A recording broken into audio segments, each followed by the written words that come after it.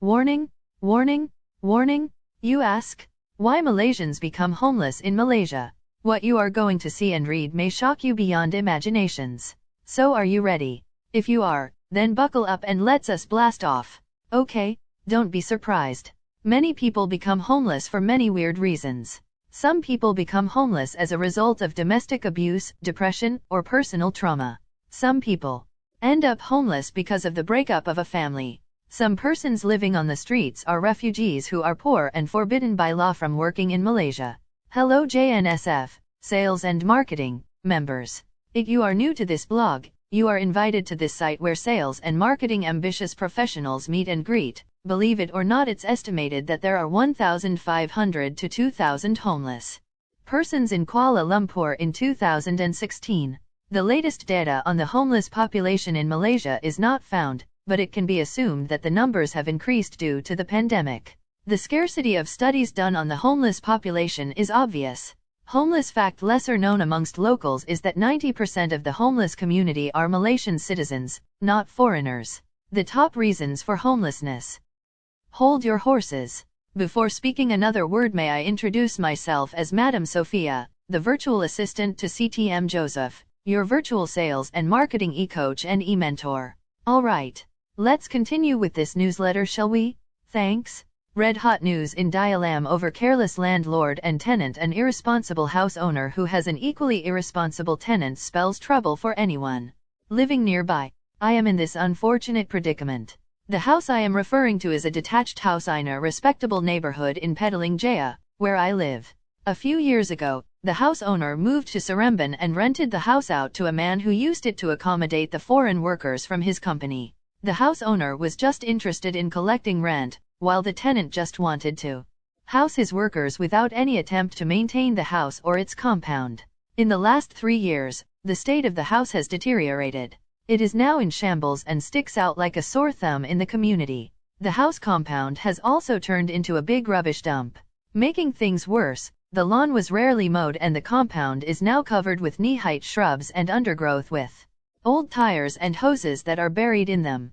After complaints lodged by the neighbors, officers from the Petaling Jaya City Council Shilth Department came and issued a warning to the tenant. After that, there was some tidying up. However, in less than 2 months, things regrettably returned to their previous state. There were no follow-ups or further checks by the authorities. The living conditions of the house are in an even worse state now compared with the standards stipulated in Act 446 on employees' minimum standards of housing, accommodation, and amenities. It is observed that commonly, some house owners who become landlords are also small business owners renting out houses. A landlord has legal and ethical responsibilities to their property. These obligations include adhering to safety codes, performing maintenance, and paying bills related to the property. A landlord should also do his part to improve the community where his property is located. Meanwhile, the tenant is responsible for keeping the premises clean to prevent infestation of rodents and insects. Most communities require a reasonable level of upkeep and sanitation for a residence. I am sure that there is a tenancy agreement between the landlord and the tenant. One of the clauses in the agreement would allow the landlord to inspect his property on a regular basis. However, in this case, I had not seen the landlord visit his property in the past 2 years. Therefore, it is my belief that government agencies will generally be able to provide only quick-fix solutions.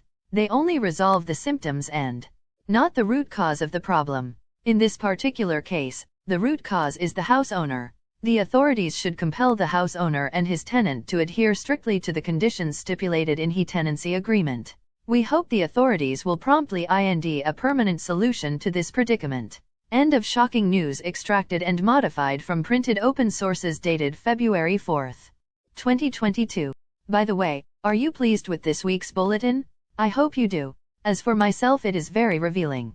You ask why? These facts and figures show all parties in the real estate industry must be willing to find ways and means to sustain the property market. Again, we, who are in the real estate sales and marketing profession, should request all involved parties, including tenants and owners, to assist indirectly to give a helping hand to the big and small developers. It will certainly help our Malaysian property market great again. In truth, together, We as real estate professionals can certainly help each other and our country to progress, even during the MCO, COVID-19, and other difficult periods like the recent disastrous floods. Get my drift? P.S. Please give us a thumbs up. Also do subscribe to our channel, so you would not miss out any of our practical and useful video clips. We need your feedbacks to help us to help yourself. Fair enough? PPS, as you have faithfully read and viewed this clip to the last, here is a free bonus for you. In the next clip you are invited to weekly view free chapters from the book, How to Prospect for Your Ideal Customer. It will be delivered by Madam Florence, another virtual assistant to CTM Joseph. Okay, thanks. Hope to meet you all again with more news and views. Goodbye for now and thanks Ami.